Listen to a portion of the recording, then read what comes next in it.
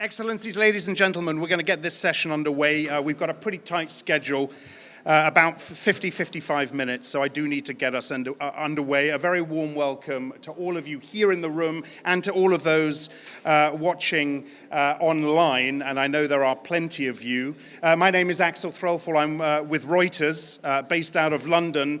This session is a COP28 high-level dialogue convened, of course, by His Excellency, the President of Botswana. The title is Addressing the Climate Crisis and Human Settlements Nexus in Africa Through Integrated Multilateral Action, Articulating Vision and Opportunity. That is our title. Let me very quickly introduce our panel. His Excellency President Masisi of Botswana. Welcome, Mr. President.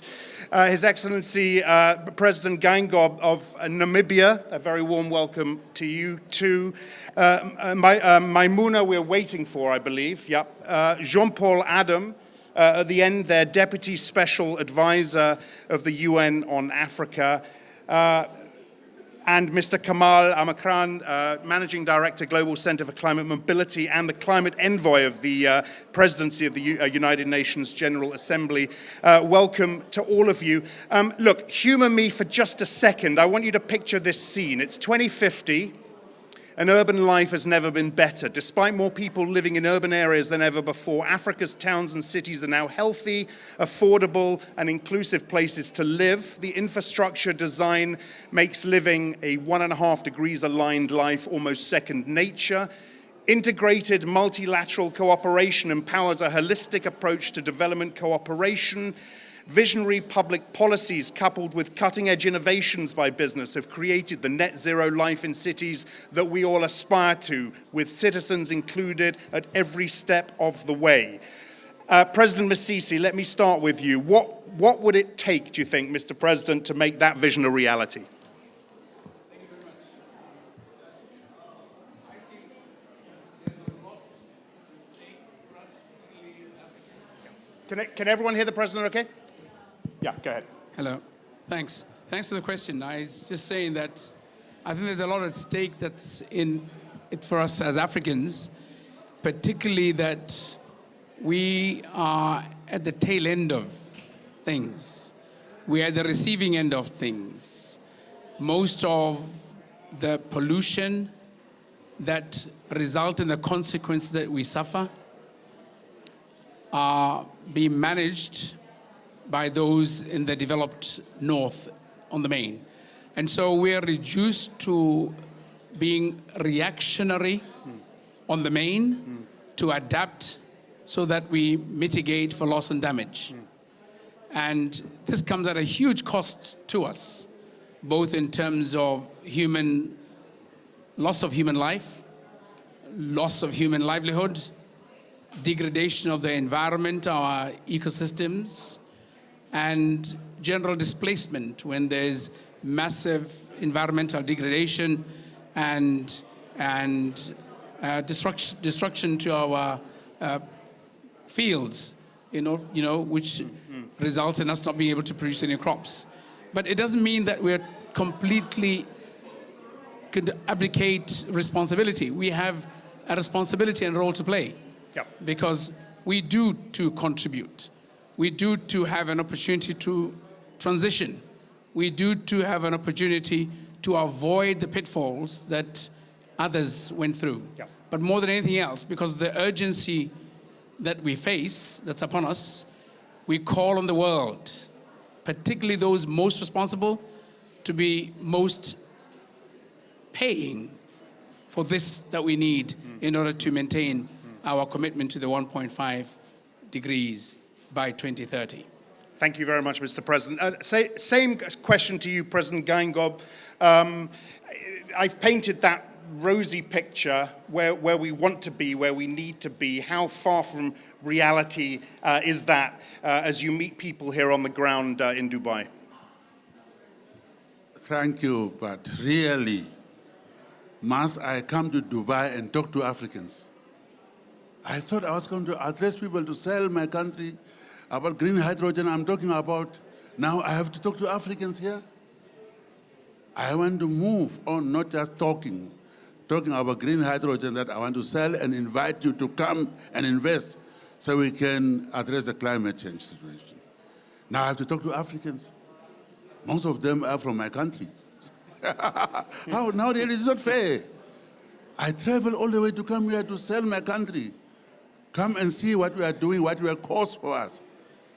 We don't emit this disease we have now. It's advanced countries. Now we suffer the most. Now I have to now still talk to my own people. How are we going to solve the problem? Look at the people who have money. Just talking, we are pledging their billions, but no cent came to Africa, or to Namibia at least. So, talking, and now I have to reduce to talk to my own people. All I can say is that let's do our own things. Nobody is going to help us. Apologies for the interruption, but you are talking to your own people. What is the message of, is there a message of optimism that you could give to your own people on the back of the Africa Summit and indeed this one? Optimism is that I am saying in Namibia we're dealing with green hydrogen. That's optimism. We are busy with it. We have certain areas that we are already developing that. And I wanted to come to outsiders to say, come and join us, because we need investment there. So, Botswana, I don't know.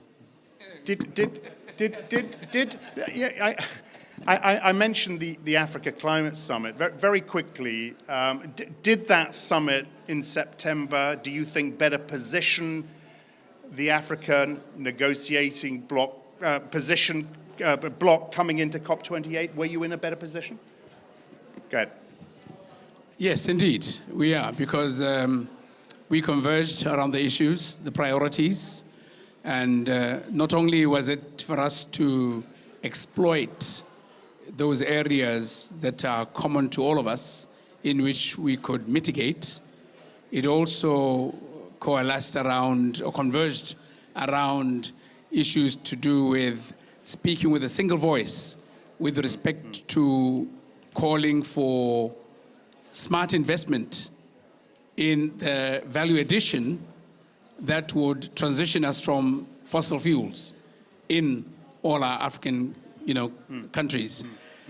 But over and above that, it was also an opportunity for us to, cause for the clarion call for countries to take serious note, not only of the fact that we're warming up faster than we thought, but also for the fact that Africa presents a real, genuine opportunity to contribute much more than may have been realized, because we are the bearers of a lot of the resources, the critical minerals, of course, yeah, to begin with, a lot of solar, energy potential, but also intellectual capital, as we have the highest and fastest growing number of young people who are educated and upwardly mobile. Yep.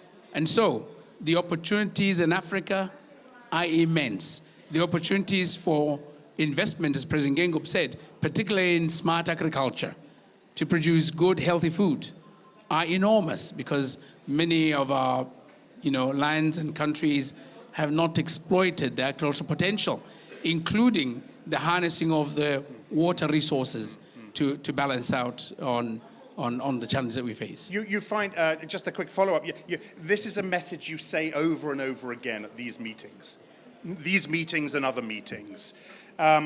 Is it getting through? Well, clearly, if you judge it by the evidence of response, it's a little hard to get through. But even, the reason we developed a nutcracker was because it was a little hard to not crack the nut. So we might have to develop other tools for this to get through. Yeah. But it will get through. Okay. President Gengob, just with a news hat on, I do want to get, and then I'll come to the other speakers, I promise you. I want to get both your reactions, Namibia and Botswana, to this 430 million that was announced yesterday, the big news that was thrown up there at the after the opening session, the loss and damage. I want to get your reaction to the overall number. I'd like also to get your reaction to the US contribution. President Gengob, let's start with you. Well, I think more and more we must depend on ourselves. I don't know about these amounts that have been announced every year at this COP, how we benefit from them. So to me, I have decided on my behalf of our people to be self-reliant.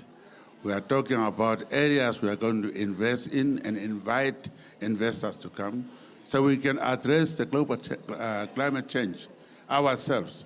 We are the ones who are suffering. We are suffering because of others who are advanced, who are emitting these articles. Now we are now caught with that and not being helped. So only thing is to be self-reliant. And therefore, we are offering people chances to come and join us in green hydrogen. And come and join us to move on with new energy source. That's what I'm saying. So come and join us. Yep. We are ready to welcome you. There will be need for infrastructure development. Sasol is going to do that. There's off-take needed. So we're not going to eat the green hydrogen, but I will need people to take off. And therefore, I was coming to sell that here. Yeah. Jean-Paul, I'll come to you in a second. Just give me 1 sec.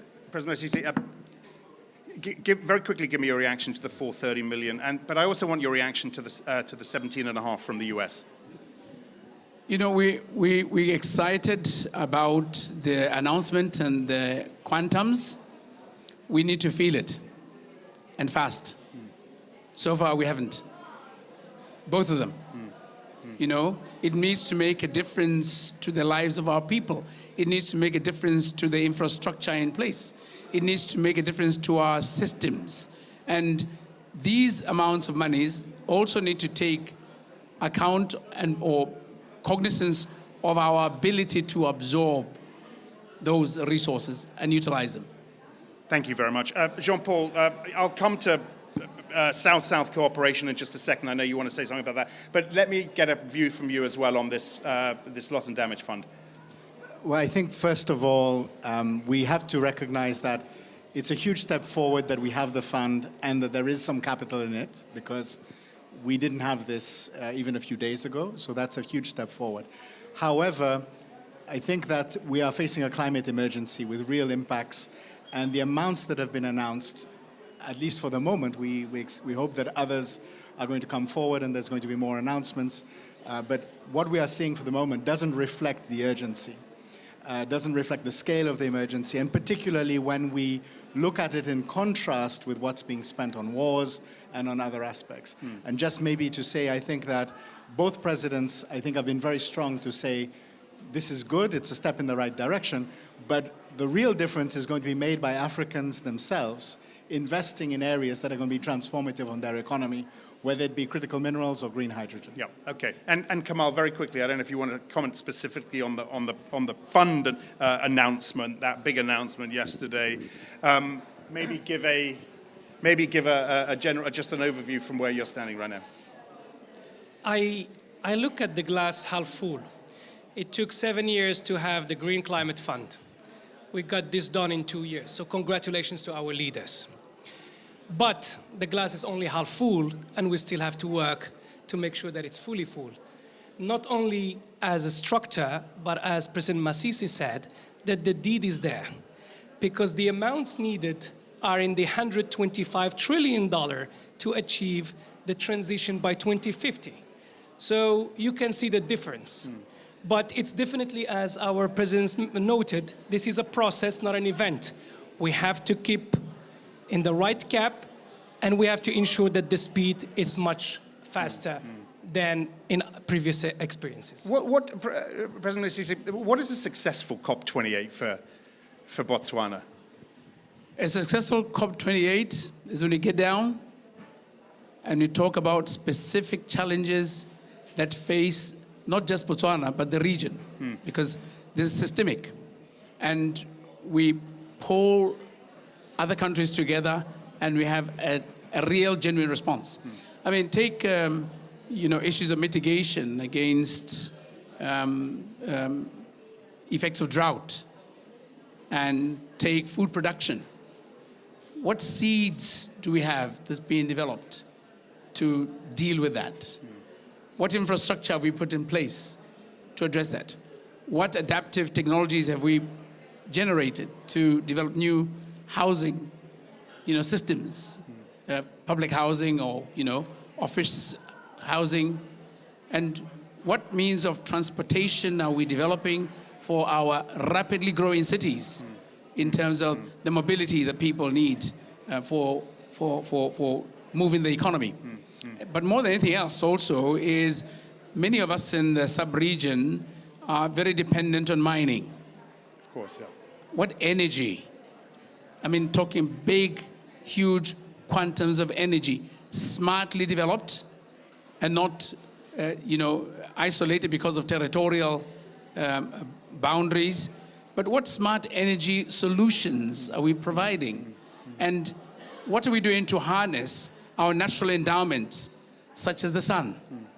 And so with these, we also need to bear in mind that we need to provide an opportunity in the manner of development for the people there, different from the way we've been doing it, so that they're not dependent on others for their own regeneration of such systems. Yeah, yeah. And that's why in Botswana we push for a knowledge-based economy. Yeah. We want to own the intellectual capital. What- We want to be party to it and not just be recipients. And what are the solutions and the technologies that excite you most right now? Well, if you can harvest water from the atmosphere, you'd be my friend. If you can get us to generate affordable energy, particularly for us enough to industrialize, we'd be great friends. If you could help us transition fastest from dependency on fossil fuels, we'd be really great friends. Yeah. And particularly so that we can get our people to advance from depending so badly on the vagaries of nature as they produce food or eke out a livelihood, we'd be friends. Yeah, okay. Very good. President Gango, a similar question to you to start. Success at COP28, what does it look like to Namibia? And I'd be interested to hear, in terms of the solutions, potential solutions, solutions we've seen and solutions that are in the works, what excites you the most right now? When I was listening to the King of England, when he says action, Yeah. he himself telling us action. Instead of saying, I'm going to act, because they are the ones who are powerful. But he rightly called on us not just to talk, but to act. How are we going to act? In Namibia, I'm saying we must look at new energy source. Then I'm acting. And how am I going to do that? Do I have money? No, that's what I'm saying. I came here to sell myself, to say I have these resources. And I want to have a new energy source. Because we're trying to change. It's a climate change we're talking about. Now without investing in new activities I'm talking about, how are we going to change it? That's why I'm frustrated. Yeah. Thank you, Mr. President. I want to introduce and welcome Maimouna Mocharif from UN Habitat to the stage. Welcome to you. Let's get a general comment from you to start on where you think Africa and African cities are in their quest to balance urbanization and environmental impact, and how much further they need to go, and whether events like this event here in Dubai are going to help get us there. Thank you so much, Excellencies, Mr. President. Thank you so much for inviting UN Habitat to this event. UN Habitat being the headquarters in Kenya, in Africa, in our footprint is in Africa. And UN Habitat is dealing with human settlement and also sustainable urbanization. And we are the custodian of SDG 11 to make cities sustainable, inclusive, and resilient.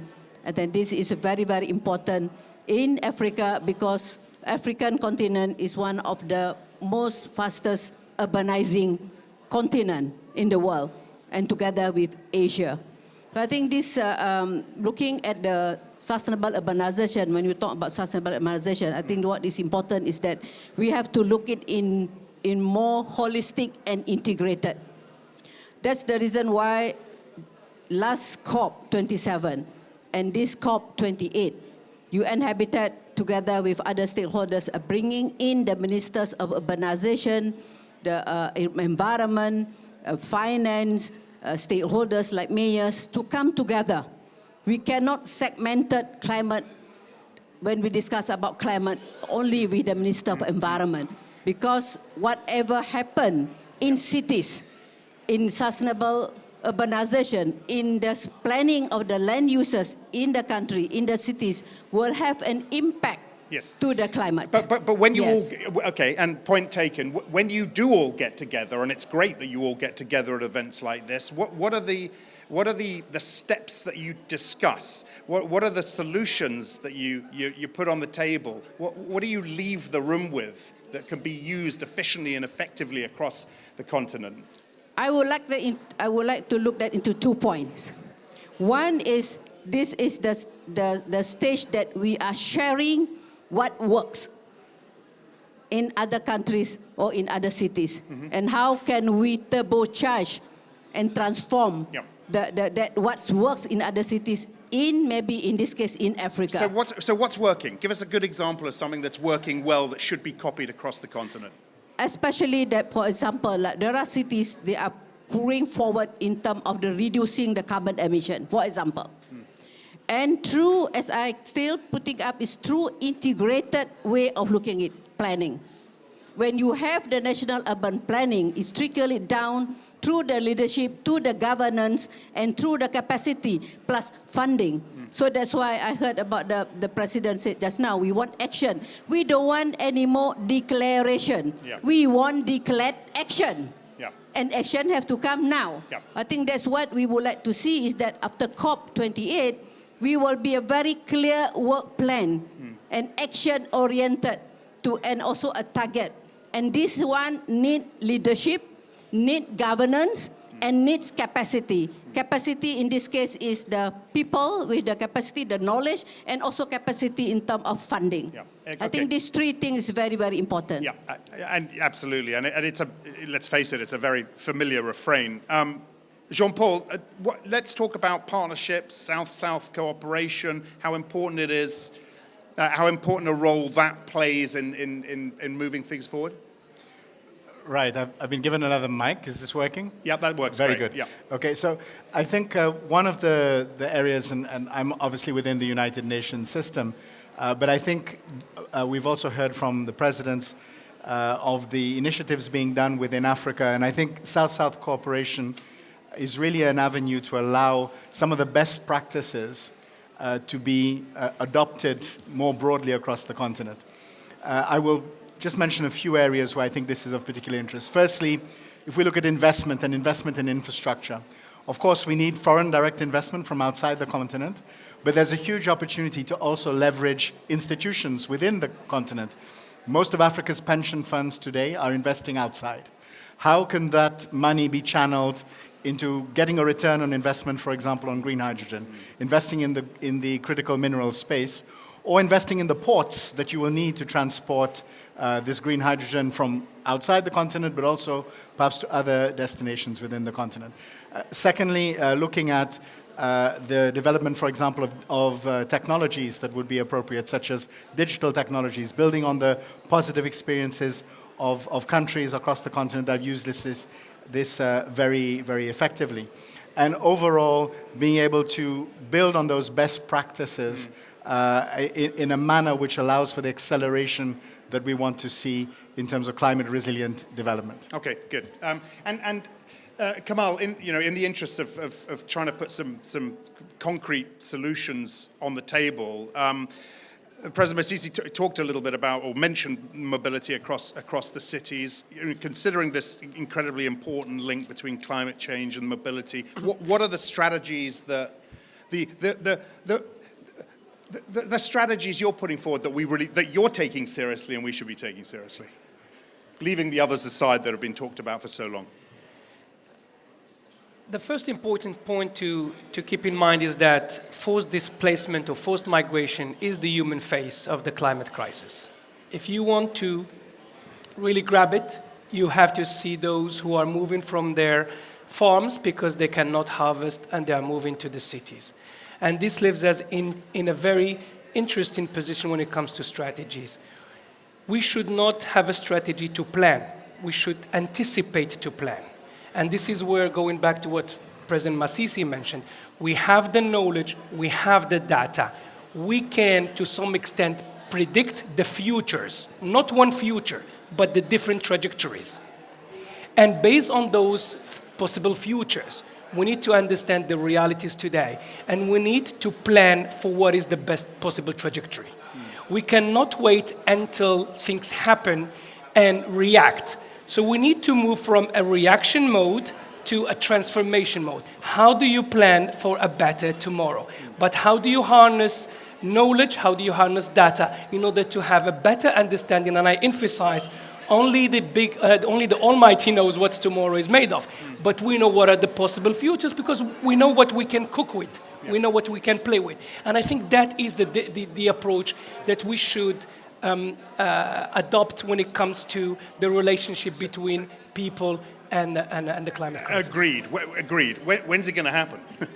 So I can tell you, for example, that we worked for 2 years and we modeled down to 5 square kilometers in the continent the impact of seven climate factors on population. I can tell you today where people are going to move from, to where, what is the schedule, and as a result to which climate factor, water availability, sea level rise, crop yield, etc. And as such, we should not, I still remember when I was a kid and I used to get sick, every time I get sick they will say penicillin. Everything. You have fever, it's penicillin. You have a sore throat, it's penicillin. I think we should go from the penicillin to targeted response to what is needed. A community in Niger requires a different approach to a community in Saint Louis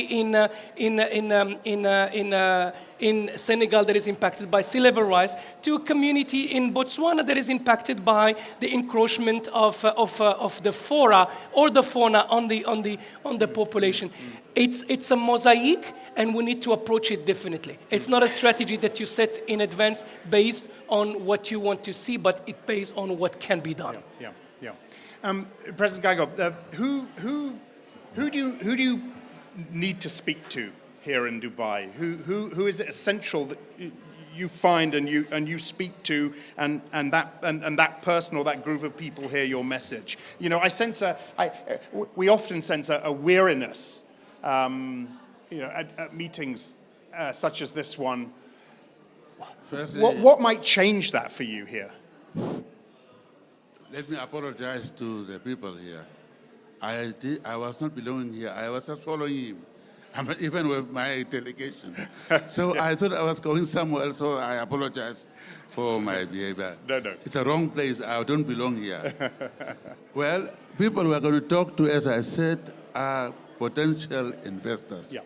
People who have money. I wanted to talk to my brothers from Emirates, saying they are going to spend, 10 billion, what is it? Yeah. 30 billion, the fund. I want to be there. Yeah. I don't think I'm not saying they don't have 30 billion, they have it. Yeah. But we can discuss that in Africa. I wanted to come and talk about how that 30 billion can maybe make in what I'm offering in climate change, basically. That's my point. And are you having those conversations with the right people? No. About this money, about the 30 billion and how that might be spent? Right. Yes, we'll have it, maybe, I hope. Because after my speech that I'm supposed to deliver now, whatever, which I thought is a plenary, we are having meetings. I have about the line of appointment business people and so on. That's outside the conference. I'm going to be here until the 5th and so on, so I have all lined up meetings. Okay. Bilateral, and that I think is more important to me. Okay, very good. Kamal, you want to say something? Yes, I just want to go back to the issue of financing. And the largest focus has been how to finance mitigation, how to finance transition. There is very little in adaptation. And what Africa needs is adaptation. People talk about we need to green public transportation. I can tell you many countries of our continent don't have public transportation, let alone greening the public transportation. So that's number one. Number two, As I said, people are forced to leave the place they call home. And I can attest, because we did the studies over 2 years in 27 impacted cities and communities in the country. No one wants to leave the place they call home. Africans are happy at home. They don't want to leave. So the solution is that how do you empower people to stay home? There is no one wants to go to Europe, trust me, and I can give you the data. No one is interested to go to the United States. People want to stay home, but people want to live in dignity. People are losing their livelihoods. So as we are trying to finance the transitions, I think we should also localize climate financing. It's the farmers that need to have access to the small grants. It's the fisherman who lost his boat because of some storm and needs a boat that costs $700 in order to have his livelihood. The World Bank is not going to finance a $700 boat, because the gentleman who's going to sign that order makes more than $700 a day. So I think we need to ask for the transition, and we need to ask for the localization. We need to push, we need to force the global north to focus on the zero, but we need to finance adaptation and livelihoods. And it seems to me, I'm glad you mentioned the adaptation piece, which clearly plays second fiddle to the mitigation bit. How do you, I guess one of the big problems here is this idea of a return on investment and finding a return on investment when it comes to adaptation. It's a lot easier when it comes to mitigation. How do you make that argument to the investors? Can I be plain? And I'm a sovereignist. The issue here is it's social cohesion. I'm a peacekeeper. I spent 15 years in peacekeeping, and I've seen how the loss of social cohesion can lead to tensions. We have to invest in social cohesion, because that's how you keep the social peace. That's how you sustain peace, and that is the G17. Yeah. Okay, Jean-Paul, go ahead. No, I would just say that I think the question on return on investment is fundamental, but we do have the wrong attitude towards risk, because we look at risk in terms of the risk of the ability of, for example, small and medium enterprises, the examples that Kamal gave, of those people, their ability to pay. But the reality is that if we can link the livelihood that they're developing to a sustainable form of income, we're actually reducing that risk. But today that flow is not going, because you see that small and medium enterprise in an African country as being unbankable. And we have to recognize that if we continue to take those operators who are on the front line of climate change and treat them as unbankable, then adaptation remains unbankable. And there are things that can be done. We can pilot insurance schemes, for example, which initially might need seed financing, but there are many positive examples in Africa of how insurance schemes have made small-scale farmers very bankable, and then you can create pooling and scaling so that you have investment at scale, and that means also investing in the financial architecture at country level, particularly through local development banks. Okay, good. Thank you very much. President Masisi. Yes, no, I was desperate to say this, but I think the principle of return on investment is only part of the solution, not all of it. For many communities in Africa, they are not responsible for these. And so reparations must be a driving principle. Polluter pays. I mean, who caused this to be? And if you were to flip it to also include an element of the principle of return on investment, sure, it's smart for you as the polluter, as the cause of the problem, to invest in the reparation and the fixing up of the problem so that there's greater longevity for all of us. Okay, yeah. Yeah, go ahead. I'm sorry. Oh, we only have that one mic. Go ahead. Yeah, thank you so much. Mr. President, I need to leave for another event. I just want to make my last point here. Again, thank you so much for inviting UN Habitat. I would like to make 2 points. One is that whatever that we discuss here, I think we have to look into the 3 A's. The thing must be accessible, must be affordable. Accessible, affordable, and adequate. Either you're talking about a green technology or green infrastructure or whatever